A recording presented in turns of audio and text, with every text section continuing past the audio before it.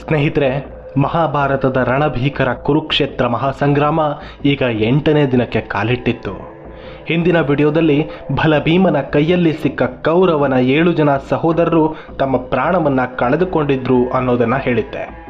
ತನ್ನ ಸಹೋದರರ ಸಾವಿನ ಸುದ್ದಿಯನ್ನು ಕೇಳಿ ಕೌರವ ಕನಲಿ ಕೆಂಡವಾಗಿದ್ದ. ಯುದ್ಧ ಆರಂಭವಾಗಿ ಕೆಲವೇ ಹೊತ್ತಿನಲ್ಲಿ ಈ ಭೀಮ ತನ್ನ ಒಡ ಹುಟ್ಟಿದವರನ್ನ ಕೊಂದ ಅನ್ನೋ ನೋವು ಅವನನ್ನು ಇನ್ನಷ್ಟು ಕ್ರೋಧಕ್ಕೊಳಗಾಗುವಂತೆ ಮಾಡಿತ್ತು. ಹೀಗಾಗಿ ಆತ ಇದಕ್ಕೆಲ್ಲ ಭೀಷ್ಮರೇ ಕಾರಣ, ಪಾಂಡವ ಪಕ್ಷಪಾತಿಯಾದ ಅವರು ಇದನ್ನೆಲ್ಲ ನೋಡಿಯೂ ಅವರನ್ನು ನಿಯಂತ್ರಿಸದೆ ನಮ್ಮ ಸೈನ್ಯಕ್ಕೆ ಈ ರೀತಿಯ ದುರ್ಗತಿಯನ್ನು ತರೋದಕ್ಕೆ ಕಾರಣವಾದರು ಅನ್ನೋ ಮಾತನ್ನಾಡಿ ಭೀಷ್ಮರ ಮನಸ್ಸನ್ನು ನೋಯಿಸಿದ್ದ. ಭೀಮನ ಉಗ್ರತಾಂಡವ ಮುಂದುವರೆದಿತ್ತು. ತನ್ನ ಗದೆಯಿಂದ ಅಷ್ಟೇ ಅಲ್ಲದೆ ಬಿಲ್ಲು ಬಾಣಗಳ ಮೂಲಕ ಕೂಡ ಕೌರವ ಸೇನೆಯನ್ನ ಆಪೋಷಣ ತೆಗೆದುಕೊಳ್ತಾ ಇದ್ದ ಭೀಮ. ಈ ಭೀಮನನ್ನ ನಿಯಂತ್ರಿಸೋದಕ್ಕೆ ತನ್ನ ರಥ ಸಮೇತವಾಗಿ ಭೀಷ್ಮರು ಆತನೆದುರು ಬಂದು ನಿಲ್ತಾರೆ. ಭೀಷ್ಮರು ಬಂದದ್ದನ್ನ ನೋಡಿದ ಧರ್ಮರಾಯ, ದೃಷ್ಟದ್ಯುಮ್ನ, ಶಿಖಂಡಿ, ಸಾತ್ಯಕಿಯರು ಭೀಮನ ಸಹಾಯಕ್ಕೆ ಬಂದು ನಿಲ್ತಾರೆ. ಇತ್ತ ಪರಮಾತ್ಮನಾದ ಶ್ರೀಕೃಷ್ಣನ ಸಾರಥ್ಯದಲ್ಲಿ ದಿವ್ಯ ಗಾಂಡೀವವನ್ನ ಕೈಯಲ್ಲಿ ಹಿಡಿದ ಪಾರ್ಥ ತನ್ನ ಬಾಣಗಳ ಮೂಲಕ ಕೌರವ ಸೇನೆಯನ್ನ ಧ್ವಂಸಗೊಳಿಸ್ತಾ ಸಾಗಿದ್ದ. ಇವನಿಗೆ ಸಹಾಯಕರಾಗಿ ಆತನ ಹಿಂದೆ ಉಪಪಾಂಡವರು ಹಿಂಬಾಲಿಸ್ತಾರೆ. ಇತ್ತ ಗುರು ದ್ರೋಣಾಚಾರ್ಯ ಕೂಡ ತಮ್ಮ ರಥದ ಮೇಲೇರಿ ಧನಸ್ಸನ್ನ ಕೈಯಲ್ಲಿ ಹಿಡಿದು ದ್ರುಪದ ಮಹಾರಾಜನೊಂದಿಗೆ ತಮ್ಮ ಯುದ್ಧವನ್ನು ಆರಂಭಿಸ್ತಾರೆ. ದ್ರೋಣರ ಬಿರುಸಿನ ಆಕ್ರಮಣಕ್ಕೆ ದ್ರುಪದ ರಾಜ ಕಾಸಿಗೊಳ್ತಾನೆ. ಇದರಿಂದ ಇನ್ನಷ್ಟು ಉತ್ಸಾಹಗೊಂಡ ದ್ರೋಣರು ತಮ್ಮ ಆರ್ಭಟವನ್ನು ಮುಂದುವರಿಸ್ತಾ ದ್ರುಪದನ ಹಿಂದೆ ಬಂದಿದ್ದ ಸೇನೆಯ ಮೇಲೆ ಆಕ್ರಮಣ ಮಾಡಿ ಅವನ ಸೇನೆ ಚೆಲ್ಲಾಪಿಲ್ಲಿಯಾಗಿ ಓಡಿ ಹೋಗುವಂತೆ ಮಾಡ್ತಾರೆ. ಅರ್ಜುನ ಭೀಮರ ಯುದ್ಧ ಈ 8ನೇ ದಿನ ರಣಭೀಕರವಾಗಿ ಮುಂದುವರಿಯುತ್ತೆ. ತನ್ನ ಬಾಣಗಳ ಮೂಲಕ ಕೌರವ ಸೇನೆಯ ಗಜಪಡೆಗಳ ಮೇಲೆ ದಾಳಿ ಮಾಡೋ ಭೀಮ ಆ ಸೇನೆಗೆ ಅತೀವ ಹಾನಿಯನ್ನ ಉಂಟು ಮಾಡ್ತಾನೆ. ಭೀಮನ ಬಾಣಗಳ ಹೊಡೆತಕ್ಕೆ ಸಿಕ್ಕ ಆನೆಗಳು ತಮ್ಮ ಕಾಲುಗಳನ್ನು, ತಮ್ಮ ಸೊಂಡಿಲುಗಳನ್ನು, ತಲೆಗಳನ್ನು ಕಳೆದುಕೊಂಡು ಒಂದರ ಹಿಂದೊಂದರಂತೆ ನೆಲಕ್ಕುರುಳ್ತಾ ಇತ್ತು. ಅವುಗಳ ದೇಹದಿಂದ ಸುರಿದ ನೆತ್ತರು ಕಾಲುವೆಯಂತೆ ಹರಿದು ಯುದ್ಧ ಭೂಮಿಯನ್ನು ತೋಯಿಸ್ತಾ ಇತ್ತು. ಇತ್ತ ಅರ್ಜುನ ಕೂಡ ಕೌರವ ಸೇನೆಯ ಮೇಲೆರಗಿದ ಕೇಸರಿಯಂತೆ ತನ್ನ ಬಾಣಗಳ ಮೂಲಕ ವಿಧ್ವಂಸವನ್ನ ಸೃಷ್ಟಿಸ್ತಾ ಇದ್ದ.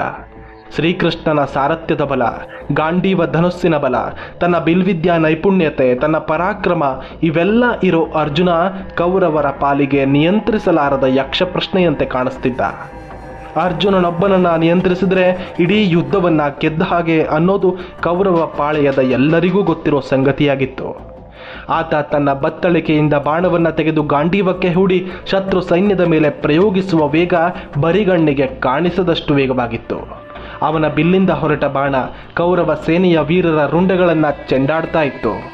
ಕಿರೀಟಗಳ ಸಮೇತ ತುಂಡಾಗಿ ನೆಲಕ್ಕೆ ಬೀಳುವ ತಲೆಗಳನ್ನು ಎಣಿಸುವ ಗೋಜಿಗೆ ಅಲ್ಲಿ ಯಾರೂ ಹೋಗೋದಕ್ಕೆ ಪುರುಸೊತ್ತಿರಲಿಲ್ಲ. ತಮ್ಮ ತಲೆ ಉಳಿದರೆ ಸಾಕು ಅಂತ ಅಲ್ಲಿಂದ ತಪ್ಪಿಸಿಕೊಳ್ಳುವ ಆತುರದಲ್ಲಿ ಅವರ ಕಾಲಡಿಯಲ್ಲಿ ಸಿಕ್ಕು ಅದೆಷ್ಟೋ ಜನ ಪ್ರಾಣ ಕಳೆದುಕೊಂಡಿದ್ರು. ಭೀಮನ ಬಾಣದಿಂದ ಹರಿವ ನೆತ್ತರು ಯುದ್ಧ ಭೂಮಿಯನ್ನ ಕೆಂಪಾಗಿಸಿದ್ರೆ ಅರ್ಜುನನ ಬಾಣಗಳ ಮೂಲಕ ತಲೆ ಕಳೆದುಕೊಂಡವರ ಕಿರೀಟದ ಮುತ್ತು, ರತ್ನ, ಮಣಿ, ವಜ್ರ, ವೈಡೂರ್ಯಗಳು ಆಗಸದಲ್ಲಿದ್ದ ಸೂರ್ಯನ ಪ್ರಕಾಶಕ್ಕೆ ಪ್ರತಿಫಲಿಸಿ ಇಡೀ ರಣಾಂಗಣವನ್ನ ಇನ್ನಷ್ಟು ಭಯಾನಕವಾಗಿ ಕಾಣಿಸುವಂತೆ ಮಾಡಿತ್ತು. ಈ 8ನೇ ದಿನದಲ್ಲಿ ಇನ್ನೊಬ್ಬ ಪಾಂಡವ ಸೇನೆಯ ವೀರವೊಬ್ಬ ತನ್ನ ಪರಾಕ್ರಮವನ್ನ ಮೆರೆದಿದ್ದ. ಅವನ ಹೆಸರು ಇರಾವಂತ. ಈತ ಬೇರ್ಯಾರೋ ಅಲ್ಲ, ಅರ್ಜುನ ಮತ್ತು ಉಲೂಚಿಯ ಮಗನಾಗಿದ್ದ. ಕೌರವ ಸೇನೆಯ ನಡುವೆ ನುಗ್ಗಿದ ಈತ ತನ್ನ ಪರಾಕ್ರಮ ಏನು ಅನ್ನೋದನ್ನ ಇವತ್ತು ಸಾಬೀತುಪಡಿಸಿದ್ದ. ತನ್ನ ಪರಾಕ್ರಮದ ಮೂಲಕ ಕೌರವ ಸೇನೆಯನ್ನ ಕಾಡೋದಕ್ಕೆ ಪ್ರಾರಂಭಿಸಿದ್ದ. ಈತನ ಯುದ್ಧವನ್ನ ನೋಡಿದ ಶಕುನಿಯ 6 ಜನ ಸಹೋದರರು ಈ ಇರಾವಂತನೊಂದಿಗೆ ಯುದ್ಧ ಮಾಡೋದಕ್ಕೆ ಬರ್ತಾರೆ.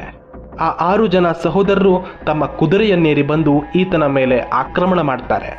ಅವರ ದಾಳಿಯಿಂದ ಈ ಇರಾವಂತನ ಕುದುರೆ ಗಾಯಗೊಂಡು ನೆಲಕ್ಕುರುಳುತ್ತೆ. ಇರಾವಂತ ನೆಲದ ಮೇಲೆ ನಿಂತು ಅವರೊಂದಿಗೆ ಯುದ್ಧ ಮಾಡೋದಕ್ಕೆ ಪ್ರಾರಂಭಿಸ್ತಾನೆ. ಈ 6 ಜನ ಕುದುರೆಗಳಿಂದ ಅವನನ್ನ ಸುತ್ತುವರೆದು ದಾಳಿ ಮಾಡ್ತಾ ಇದ್ರೆ ಈತ ನೆಲದ ಮೇಲಿಂದಾನೆ ಅವರಿಗೆ ತಕ್ಕ ಉತ್ತರ ಕೊಡ್ತಾ ಲೀಲಾಜಾಲವಾಗಿ ಅವರಿಂದ ತಪ್ಪಿಸಿಕೊಳ್ತಿದ್ದ. ಬಹಳಷ್ಟು ಹೊತ್ತು ಅವನನ್ನ ಕೊಲ್ಲೋದಕ್ಕೆ ಮಾಡಿದ್ದ ಪ್ರಯತ್ನ ವಿಫಲವಾಗಿ ತಾಳ್ಮೆ ಕಳೆದುಕೊಂಡ ಶಕುನಿಯ ಸಹೋದರರು ತಾವು ಕೂಡ ಕುದುರೆಯಿಂದಿಳಿದು ನೆಲದ ಮೇಲೆ ನಿಂತು ಯುದ್ಧ ಮಾಡೋ ನಿರ್ಧಾರಕ್ಕೆ ಬರ್ತಾರೆ.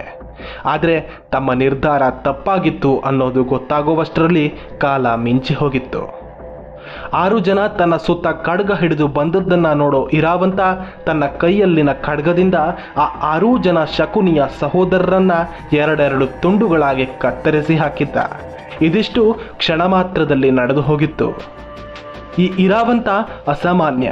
ಈತನ ತಾಯಿ ಉಲೂಚಿ ನಾಗಕನ್ಯೆ, ಅದರಲ್ಲೂ ಈತ ಅರ್ಜುನನ ಪುತ್ರ. ಹೀಗಾಗಿ ಇವನೊಂದಿಗೆ ಯುದ್ಧ ಮಾಡೋದಕ್ಕೆ ಆಲಂಬುಸನನ್ನ ಕಳುಹಿಸ್ತಾನೆ ದುರ್ಯೋಧನ. ಈ ಆಲಂಬುಸ ಕೂಡ ಸಾಮಾನ್ಯದವನಾಗಿರಲಿಲ್ಲ. ಮಾಯಾವಿದ್ಯೆಯಲ್ಲಿ ಅತ್ಯಂತ ಪ್ರವೀಣನಾಗಿದ್ದ. ಇರಾವಂತ ತನ್ನ ಅಶ್ವಸೇನೆಯ ಸಮೇತನಾಗಿ ಕೌರವ ಸೇನೆಯ ಮೇಲೆ ಯುದ್ಧ ಮಾಡಿ ಘಾಸಿಗೊಳಿಸ್ತಾ ಇರೋದನ್ನ ನೋಡಿ ಅವನೆದುರು ಬಂದು ನಿಲ್ತಾನೆ ಆಲಂಬುಸ. ತನ್ನ ಮಾಯಾಶಕ್ತಿಯ ಮೂಲಕ ಇರಾವಂತನ ಮೇಲೆ ದಾಳಿ ಮಾಡಿ ಅವನ ಅಶ್ವಸೇನೆಯನ್ನ ನಾಶ ಮಾಡ್ತಾನೆ. ಆಲಂಬುಸ ಮತ್ತು ಇರಾವಂತರ ಮಧ್ಯೆ ಭೀಕರ ಯುದ್ಧವೇ ನಡೆಯುತ್ತೆ. ಆದರೆ ತನ್ನ ಅಪಾರ ಮಾಯಾಯುದ್ಧದ ಶಕ್ತಿಯ ಮೂಲಕ ಗೆಲುವು ಸಾಧಿಸೋ ಆಲಂಬುಸ ಅರ್ಜುನನ ಪುತ್ರ ಇರಾವಂತನ ತಲೆಯನ್ನ ಕತ್ತರಿಸಿ ಕೊಂದು ಹಾಕ್ತಾನೆ. ಅಲ್ಲಿಗೆ ಅರ್ಜುನ ಮತ್ತು ಉಲೂಚಿಯ ಮಗನಾದ ಇರಾವಂತನ ಸಾವು ಪಾಂಡವರನ್ನ ಮತ್ತೆ ಶೋಕಿಸುವಂತೆ ಮಾಡುತ್ತೆ. ಸಹೋದರನಾದ ಇರಾವಂತನ ಸಾವು ಭೀಮಪುತ್ರ ಘಟೋತ್ಕಚನನ್ನ ಕೆರಳಿಸುತ್ತೆ. ಆಕ್ರೋಶದಿಂದ ಖುದ್ದು ಹೋದ ಘಟೋತ್ಕಚ ತನ್ನ ಉಗ್ರ ಸ್ವರೂಪವನ್ನು ತಾಳ್ತಾನೆ. ತನ್ನ ರಾಕ್ಷಸ ಸೇನೆಯೊಡಗೂಡಿ ಕೌರವ ಸೇನೆಯ ಮೇಲೆ ದಾಳಿ ಮಾಡ್ತಾನೆ. ಕೈಯಲ್ಲಿ ಶೂಲವನ್ನ ಹಿಡಿದು ಆನೆ, ಕುದುರೆ, ರಥ, ಸೈನಿಕರು ಅನ್ನೋ ಯಾವ ಭೇದ ಭಾವವನ್ನೂ ನೋಡದೆ ತನ್ನ ಶೂಲದಿಂದ ಸಿಕ್ಕವರನ್ನೆಲ್ಲ ಚುಚ್ಚಿ ಕೊಂದು ಹಾಕ್ತಿದ್ದ. ಕೌರವ ಸೇನೆಯ ಗಜಪಡೆಯ ಮೇಲೆ ಮಾಡಿದ ಆತನ ದಾಳಿಗೆ ಅದೆಷ್ಟು ಆನೆಗಳು ತಮ್ಮ ಪ್ರಾಣ ಕಳೆದುಕೊಂಡು ಸತ್ತವು ಅನ್ನೋದು ಲೆಕ್ಕವಿರಲಿಲ್ಲ. ಇಷ್ಟೊತ್ತು ಕೌರವರನ್ನ ಕಾಡ್ತಿದ್ದ ಇರಾವಂತ ಮರಣಿಸಿದ್ರೆ ಅದಕ್ಕಿಂತ ಹೆಚ್ಚಿನ ಹಾನಿಯನ್ನ ಈ ಘಟೋತ್ಕಚ ಮಾಡೋದಕ್ಕೆ ಪ್ರಾರಂಭಿಸಿದ್ದ. ಹೀಗಾಗಿ ಇವನನ್ನ ತಾನೇ ನಿಯಂತ್ರಿಸ್ತೀನಿ ಅಂತ ನಿರ್ಧಾರ ಮಾಡೋ ದುರ್ಯೋಧನ ಘಟೋತ್ಕಚನ ಮೇಲೆ ಯುದ್ಧಕ್ಕೆ ಬಂದು ನಿಲ್ತಾನೆ. ಬಂದವನೇ ಅವನ ಮೇಲೆ ಹಲವಾರು ಬಾಣವನ್ನ ಪ್ರಯೋಗಿಸ್ತಾನೆ.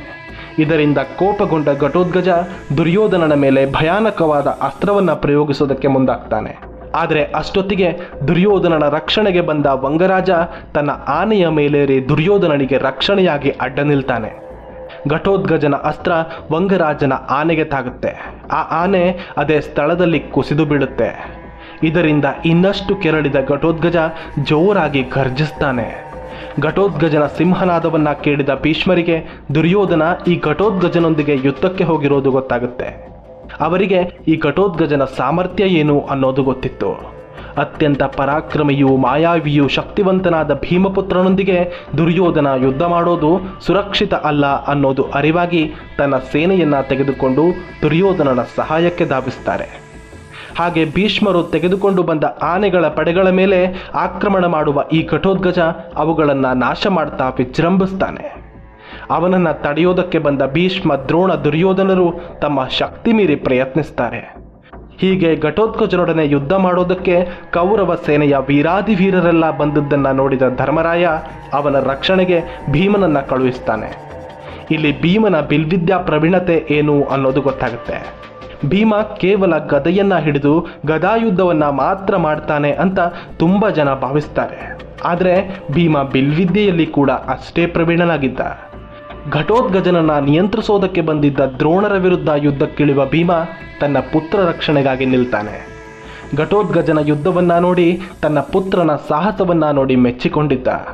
ಅವನೊಬ್ಬನನ್ನ ನಿಯಂತ್ರಿಸಲಾಗದೆ ಇಷ್ಟೊಂದು ಜನ ವೀರರು ಕಷ್ಟಪಡೋದನ್ನ ನೋಡಿ ಮನಸ್ಸಲ್ಲೇ ಗರ್ವಪಟ್ಟಿದ್ದ ಭೀಮ ದ್ರೋಣರ ಮಧ್ಯೆ ಯುದ್ಧ ಆರಂಭವಾಗುತ್ತೆ.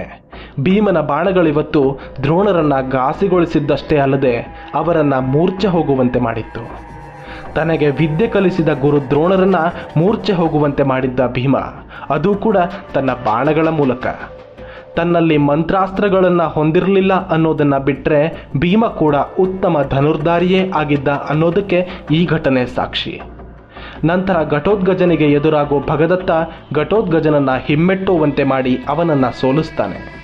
ಆದರೆ ಭೀಮನ ಆರ್ಭಟ ಇವತ್ತು ಇನ್ನಷ್ಟು ಹೆಚ್ಚಾಗುತ್ತೆ. ಈ ದಿನದ ಅಂತ್ಯಕ್ಕೆ ಒಟ್ಟು 9 ಜನ ಕೌರವನ ಸಹೋದರರು ಭೀಮನ ಕೈಯಲ್ಲಿ ಸಿಕ್ಕು ತಮ್ಮ ಪ್ರಾಣವನ್ನ ಕಳೆದುಕೋತಾರೆ. ತನ್ನ ಮೇಲೆ ಘಟೋತ್ಕಚ ಮಾಡಿದ ದಾಳಿ, ಭೀಮನಿಂದ ದ್ರೋಣರು ಮೂರ್ಛೆ ಹೋಗಿತ್ತು. ಅಕಸ್ಮಾತ್ ಭಗದತ್ತ ಬಂದು ಘಟೋತ್ಕಚನನ್ನ ಹಿಮ್ಮೆಟ್ಟಿಸದೇ ಇದ್ರೆ ತನ್ನ ಸೇನೆಗಾಗ್ತಾ ಇದ್ದ ನಷ್ಟ. ತನ್ನ 9 ಜನರನ್ನ ಆಹುತಿ ತೆಗೆದುಕೊಂಡ ತನ್ನ ಅಜನ್ಮ ಶತ್ರು ಭೀಮ. ಇದೆಲ್ಲ ದುರ್ಯೋಧನನನ್ನ ಚಿಂತೆಗೀಡಾಗುವಂತೆ ಮಾಡಿತ್ತು. ಏನು ಮಾಡಿದ್ರು, ಅದೆಷ್ಟು ಪ್ರಯತ್ನಿಸಿದ್ರೂ ಪಾಂಡವ ಸೇನೆಗೆ ದೊಡ್ಡ ಹಾನಿಯನ್ನ ಮಾಡೋದಕ್ಕೆ ಸಾಧ್ಯವಾಗ್ತಿಲ್ಲ ಅನ್ನೋದು ದುರ್ಯೋಧನನಿಗೆ ಅತ್ಯಂತ ದಾರುಣವಾಗಿ ಕಾಡ್ತಾ ಇದ್ದ ವಿಷಯವಾಗಿತ್ತು. ಮುಂದೇನಾಯಿತು? ಕುರುಕ್ಷೇತ್ರದ 9ನೇ ದಿನದ ಯುದ್ಧ ಹೇಗಿತ್ತು? ದುರ್ಯೋಧನನ ಯೋಜನೆಯನ್ನ ಪಾಂಡವರು ಎದುರಿಸಿ ಗೆದ್ರ, ಅಥವಾ ತನ್ನ ಯೋಜನೆಗಳ ಮೂಲಕ ಒಂದು ದಿನದ ಯಶಸ್ಸನ್ನ ದುರ್ಯೋಧನ ಪಡೆದುಕೊಂಡ್ನ ಅಂತ ನೋಡೋದಕ್ಕೆ ಮುಂದಿನ ವಿಡಿಯೋವರೆಗೂ ದಯವಿಟ್ಟು ಕಾಯಬೇಕಾಗುತ್ತೆ. ಅದಕ್ಕಾಗಿ ನಮ್ಮ ಕನ್ನಡ ಕದಂಬ ಚಾನಲನ್ನು ಸಬ್ಸ್ಕ್ರೈಬ್ ಮಾಡಿ, ಹಾಗೆ ಬೆಲ್ ಐಕಾನ್ ಪ್ರೆಸ್ ಮಾಡೋ ಮೂಲಕ ನೀವು ಮುಂದಿನ ನೋಟಿಫಿಕೇಷನ್ ಅನ್ನು ಪಡೆಯಬಹುದು. ಧನ್ಯವಾದಗಳು.